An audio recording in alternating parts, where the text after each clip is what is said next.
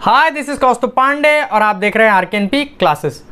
जैसा कि आप सभी दोस्तों को पता है कि यूपीपीएससी आरओ एपीएस और बीईओ का नोटिफिकेशन बहुत जल्द जारी करने वाला है। यूपीपीएससी आरओ के लिए काफ़ी जद्दोजहद पिछले 2 महीने से इन्होंने करी है कि इसका विज्ञापन कितनी जल्दी से जल्दी जारी हो जाए, और अभी विभागों में ये नोटिस भेज करके ये पूछ रहे हैं कि कितने पद रिक्त हैं, और ये प्रकरण काफ़ी समय से चल रहा था। अब फाइनली ये हो रहा है कि अब कुछ समय में ही आपको इसका विज्ञापन देखने को मिल जाएगा। इससे पहले मैंने एक वीडियो बनाया था जिस पे मैंने बताया था कि यूपीपीएससी आरओ एपीएस और बीईओ की नोटिस कब तक जारी कर देगा और इसका एग्ज़ाम कब तक ले लिया जाएगा, विद प्रूफ मैंने दिखाया था, तो आप जा कर के देख सकते हैं। आप सभी दोस्तों को मैं बताना चाहूँगा कि काफ़ी सारे बच्चे जो एपीएस बीईओ और आरओ की खास करके तैयारी कर रहे हैं, तो वो करंट अफेयर को लेकर के काफ़ी परेशान है, और परेशान होना लाजमी भी है क्योंकि आरओ में करंट अफेयर 30 से 35 नंबर की पूछी जाती है, जो कि एक अच्छे खासे नंबर हैं। अगर आप 30 से 35 नंबर को लेकर के चलते हैं जो कि सिर्फ करंट अफेयर से आता है, और अगर आप उसमें से 35 में से 32 नंबर, अगर आप 32 से 33 नंबर अगर आप करेक्ट कर लेते हैं तो आप बाकी बच्चों से काफ़ी आगे हैं, आप बाकी बच्चों से काफ़ी बेहतर कर पाएंगे। और बाकी सारे सब्जेक्ट भी आपको देखने हैं। हिंदी के लिए मैंने एक प्रॉपर आपको वीडियो दिया था, वो आप जा कर के चेक कर सकते हैं। तो मेन चीज़ ये है कि करंट अफेयर कहाँ से पढ़ें। हर बच्चे की क्वेरी यही है कि करंट अफेयर कहाँ से पढ़ें, कैसे पढ़ें, मोस्ट इंपॉर्टेंट कितना पढ़ें, कब तक का पढ़ें जो एग्ज़ाम में आ जाए और उससे एग्ज़ाम में बाहर ना जाए। अगर उतना हम पढ़ लें तो इसके बाद हमारे एग्ज़ाम के लिए और एक्स्ट्रा कुछ पढ़ने के लिए ना हो। तो यही सारी बातें होंगी, कैसे पढ़ें, कितना पढ़ें, कहाँ से पढ़ें, पेड ग्रुप लें कि ना लें, बिना पेड ग्रुप के अगर पढ़ें तो कैसे पढ़ें, सारी डिटेल में बताऊंगा। मेरी कोशिश ये रहेगी कि आप सभी बच्चे जो हमारे दोस्त हैं, सब्सक्राइबर दोस्त हैं, उनका ये कोई भी प्रश्न इसके लिए ना बचे कि करंट अफेयर में कहाँ से क्या पढ़ना है, और साथ साथ ये भी मैं बता दूंगा कि कितना पढ़ना है ताकि कोई भी प्रॉब्लम इसमें ना हो। तो चलिए आगे बढ़ने से पहले मैं आप सभी को बता दूं कि जिन भी दोस्तों ने हमारे ओटीआर फॉर्म नहीं भरा है, यूपीपीएससी का 1 टाइम रजिस्ट्रेशन फॉर्म नहीं भरा है, तो सबसे पहले जाकर के आप लोग भर लीजिए। अगर आपने ओटीआर फॉर्म नहीं भरा तो आप ये समझिए कि आप आरओ एपीएस बीईओ की रेस से पहले ही बाहर। अगर आपने ओटीआर फॉर्म नहीं भरा है तो जब ये फॉर्म आएगा, विज्ञापन आएगा, तो आप वो सारे फॉर्म नहीं भर पाएंगे, चाहे आरओ हो, चाहे एपीएस हो, चाहे बीईओ। तो सबसे पहले आप 20 मिनट 25 मिनट का समय निकाल करके आरओ के और बीईओ के लिए आप ओटीआर फॉर्म भर लीजिए। बहुत बेसिक से डिटेल मांगी जाती है, बेसिक से डिटेल आपको भरनी रहती हैं। 1 टाइम रजिस्ट्रेशन में अगर आप एक बार रजिस्ट्रेशन जनरेट कर लेते हैं, आपका रजिस्ट्रेशन एक बार हो जाता है, तो बार बार आपको चीज़ें सबमिट नहीं करनी होगी, बार बार आपको डिटेल नहीं भरनी होगी। ठीक है, ये आपके लिए सुविधा भी है और ये मैंडेटरी भी है कि आपको ये 1 टाइम रजिस्ट्रेशन करना ही पड़ेगा। बढ़ते हैं अपने वीडियो की तरफ। तो मूल बात यह है कि हमारे दोस्त परेशान है कि करंट अफेयर कैसे पढ़ें, कहाँ से पढ़ें, क्या करें, क्या ना करें, बहुत सारे सवाल हैं। तो उन सारे सवालों के जवाब मैं एक एक करके देना शुरू करता हूँ। आप सभी दोस्तों को मैं बता दूं, 2 तरीके के स्टूडेंट होते हैं। मतलब स्टूडेंट ऐसे होते हैं कि एक बच्चा वो होता है जो बुक से पढ़ाई करता है और एक तरफ से शुरू करता है फिर ख़त्म कर देता है। दूसरा हमारा दोस्त वो होता है जो मतलब किसी पेड ग्रुप को ज्वाइन करने की कोशिश करता है, वो चाहे ऑफलाइन हो चाहे ऑनलाइन हो, या कोई ऐसे कंटेंट से पढ़ता है या किसी टीचर से पढ़ता है, एडुकेटर से पढ़ता है कि जहाँ से उसको समझाने के लिए कोई सामने से हो, उसको चीज़ें एक्सप्लेन कराने वाला व्यक्ति हो। ठीक है, तो जो सेकंड कैटेगरी वाला बंदा है उसके लिए मैं बता दूं कि वो आराम से जाकर के भी कोई चैनल ज्वाइन कर सकता है, कोई पेड ग्रुप चाहे तो ले सकता है, जो उसकी इच्छा है। देखिए, आप अपनी सहूलियत के हिसाब से चलिए।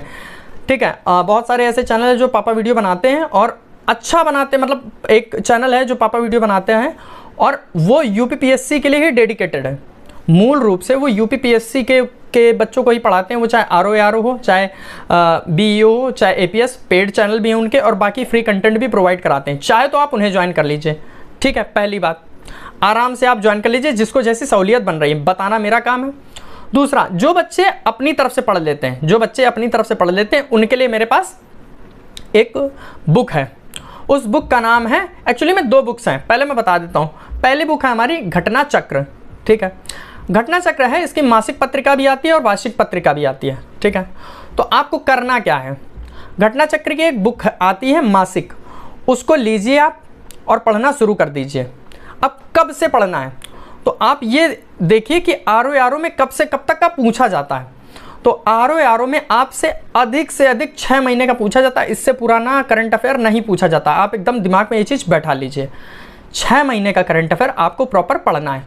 तो मान लीजिए अगस्त के लास्ट वीक तक अगर आपका नोटिफिकेशन आ जाता है, या मान के चलते हैं कि अगस्त के लास्ट वीक तक इसका अगर नोटिफिकेशन आ जाता है, तो इसका एग्ज़ाम 2 महीने बाद अक्टूबर में ले लिया जाएगा। ठीक है, अक्टूबर में अगर इसका एग्ज़ाम हो रहा है और अगस्त के लास्ट वीक तक, तो अक्टूबर में भी लास्ट वीक तक ही इसका एग्ज़ाम होगा, पहले तो हो नहीं जाएगा। तो जिस मंथ में एग्ज़ाम होना है उस मंथ के करंट अफेयर को हटा करके, ठीक है, अब देखिए सीधे समझिए, अक्टूबर में अगर एग्ज़ाम होना है तो अक्टूबर मंथ के करंट अफेयर को हटा करके इसके पीछे के 6 महीने के करंट अफेयर को, मतलब अप्रैल से लेकर के सितंबर तक के 6 महीने के करंट अफेयर को आपको कवर करना है। समझ गए आप सभी? 6 महीने के करंट अफेयर को आपको कवर करना है। अब कैसे कवर करना है? घटना चक्र की हमने एक मासिक पत्रिका ले ली, सबसे पहले अप्रैल की, ठीक है, अप्रैल की बुक उठाई, पढ़ना शुरू किया। अब उदाहरण के लिए जैसे अच्छा एक चीज़ और बता दूं, घटना चक्र की एक बड़ी अच्छी बात है, घटना सार में भी घटना चक्र में भी, इसमें सारी डिटेल आपकी दिए रहती है। अगर कोई युद्धाभ्यास नया हुआ है, अगर कोई इंपॉर्टेंट बुक है उस समय में कोई इंपॉर्टेंट व्यक्ति है, या कोई समिट हुआ है, या कोई मतलब कोई ऐसा कोई कार्यक्रम हुआ है, या तो इन आर्ट एंड कल्चर का कोई अगर इंपॉर्टेंट कोई फैक्ट है, या कोई कंटेंट इससे रिलेटेड है विज्ञान एवं प्रौद्योगिकी से, तो इन सभी से जितना भी आपका करंट अफेयर है सारा कवर करता है। घटना चक्र हो चाहे घटना सार हो, लेकिन घटना सार का थोड़ा सा अलग है, उसको मैं अभी आगे बताता हूँ। तो घटना चक्र को आप एक पत्रिका आपने उठाई, कंप्लीट पढ़ना एक तरफ से शुरू करिए। मंथली एक पत्रिका उठा ली, सबसे पहले अप्रैल की, ठीक है। अब अप्रैल की आपने पत्रिका उठाई, पढ़ना शुरू किया। उदाहरण के लिए आपने कोई समिट से शुरुआत करी, ठीक है, एक तरफ से ही सारा सब कुछ इसमें दिया होता है। समिट से शुरुआत करी, आपने पढ़ लिया, इसके बाद आपको कुछ चीज़ें याद हुई, कुछ नहीं याद हुई, कुछ समझ में आया, कुछ नहीं समझ में आया। जो चीज़ें समझ में आ गई, याद हो गई, उनको छोड़ दीजिए, ठीक है। जो चीज़ें आपको नहीं समझ में आई है, हाईलाइटर लीजिए, उसको हाईलाइट कर लीजिए, या तो आप एक काम कर सकते हैं, उसको एक प्रॉपर जगह पे लिख लीजिए, नोट्स बना लीजिए। मेरे हिसाब से आपको लिखना ज़्यादा अच्छा रहेगा, क्योंकि लिख करके चीज़ें ज़्यादा मेमोराइज होती हैं, ज़्यादा जल्दी याद होती हैं, ठीक है। आपने लिख लिया, लिखने के बाद आप उस चीज़ को फिर से दोबारा पढ़ लीजिए जो पुराना आपको याद हो चुका है, ठीक है, उसको छोड़ दीजिए, उसको पढ़ लीजिए एक बार, फिर छोड़ दीजिए। अब जो चीज़ आपको नहीं याद हुई है, इसको ज़्यादा से ज़्यादा रिवाइज़ कीजिए, जितना ज़्यादा से ज़्यादा हो सके रिवाइज़ कीजिए। एक मंथ की आपकी ऐसे कंप्लीट हो गई पत्रिका, आपको एक्सेस कहीं से कोई पढ़ने की ज़रूरत नहीं पड़ेगी। अप्रैल का आपने ऐसे कंप्लीट किया, इसके बाद मई में आ जाइए, मई का भी आप ऐसे कंप्लीट, जून, जुलाई, अगस्त, सितंबर, ये सारा आपने कंप्लीट कर लिया। एक बार आपने 6 महीने का एक बार आपने कंप्लीट कर लिया। अब आपका काम है MCQ सॉल्व करना, मॉक टेस्ट आपने देना जैसे शुरू किया। अब देखिए, या तो आप मॉक टेस्ट किसी अच्छे संस्थान से दे लीजिए, ठीक है, या तो आप ऑफलाइन कहीं से ले आइए और उनको, और देखिए कोशिश ये कीजिए कि एरर लेस ही लाइएगा, क्योंकि बहुत सारे ऐसे हैं जो मॉक टेस्ट बनाते तो हैं लेकिन बहुत सारे एरर दिए होते हैं। बहुत सारे ऐसे टीचर हैं जो मॉक्स बनवा देते हैं, क्योंकि वो खुद तो बनाते नहीं बैठ करके, वो बनवा देते हैं कि किसी एजेंसी को दे देते हैं, किसी को दे देते हैं, उनका खुद का तो कोई ऐप नहीं है। लेकिन जो टीचर खुद से दे रहे हैं, वो अपने चैनल में ही दे रहे हैं, उनको आप कोशिश कीजिए ज्वाइन कर लीजिए और एररलेस कोशिश कीजिए दीजिए। जब आप करंट अफेयर के मॉक देंगे और आप आंसर लगाएंगे और आपको लगेगा कि, और जब आपके नंबर अच्छे आने लगे, आपका अपने आप कॉन्फिडेंस बढ़ जाएगा, और आपका जहां कॉन्फिडेंस बढ़ा आप वहीं पूरी जंग जीत जाएंगे, ठीक है। आई थिंक आप सभी को समझ में आ गया होगा। तो आपको करना क्या है, मैं थोड़ा सा जल्दी बता देता हूँ। आपको घटना चक्र उठानी है, घटना चक्र की मंथली मैगजीन उठानी है, ठीक है। अप्रैल से आपको उठानी है और सितंबर तक आपको करनी है। 1 महीने की उठाई, कंप्लीट करी, दूसरे महीने की, और शॉर्ट अपना शॉर्ट बना करके लिख लीजिएगा। पहली बात तो ये खुद कंसाइज वे में दिया होता है, ठीक है, और उसको भी आपको कोशिश ये करनी है शॉर्ट वे में लिख लेना, क्योंकि एग्जाम के टाइम में आपको शॉर्ट वाला ही काम आएगा। जब आप रिवाइज करेंगे ना, तो वो शॉर्ट वाला ही काम आएगा, तभी आप रिवाइज कर पाएंगे, ठीक है। अब बात करते हैं घटना सार की। तो देखिए, घटना सार घटना चक्र की तरीके मंथली पत्रिका नहीं आती है। ये क्या है कि वॉल्यूम वाइज आती है, ये 4 महीने का एक मतलब बना करके आपको देती है। इसके 4 वॉल्यूम आते हैं, 3 महीने का एक बुक बना करके देती है। इसके कुल मिला के 4 वॉल्यूम आते हैं। तो आपको करना क्या है, या तो आप घटना सार को पकड़ लीजिए, ठीक है, और वही स्ट्रेटजी अपना लीजिए जो मैंने इसमें बताई है घटना चक्र में, ठीक है, कि आपको प्रॉपर पढ़ना है और जो नहीं समझ में आ रहा उसको हाईलाइट करके उसको एक जगह लिख लेना, उसको रिवाइज करना है और फिर मॉक देने हैं, ठीक है, पहला। और सेम यही चीज़ घटना चक्र के लिए। अब ये आपके ऊपर है कि आपकी सहूलियत किस चीज़ में, घटना चक्र में कि घटना सार में। जो आपको सही लगता है आप उस चीज़ को लेकर के चलिए। और कंटेंट देखिए दोनों का ही अच्छा है, और ये दोनों बुक्स ऐसी हैं कि इनके लिए कोई इनको प्रमोशन की ज़रूरत नहीं है। पहली बात तो मेरा कोई चैनल इतना बड़ा नहीं है कि मुझे प्रमोशन की मुझे मिल जाए, लेकिन मैं आप सभी को बता रहा हूँ इनको प्रमोशन की ज़रूरत नहीं है। बुक्स ऐसी हैं कि ये अपने आप मार्केट में उड़ के बिकती हैं, और इनका कंटेंट भी काफ़ी रिच एंड फैक्ट टाइप का होता है। ये दोनों ही बुक ऐसी हैं जो यूपीपीएससी के लिए सबसे बेस्ट हैं और सटीक हैं। इनमें जो कंटेंट है वो कुछ भी इधर उधर का नहीं दिया हुआ। अब आपका काम क्या है कि आपको हार्ड वर्क नहीं करना है, स्मार्ट वर्क करना है।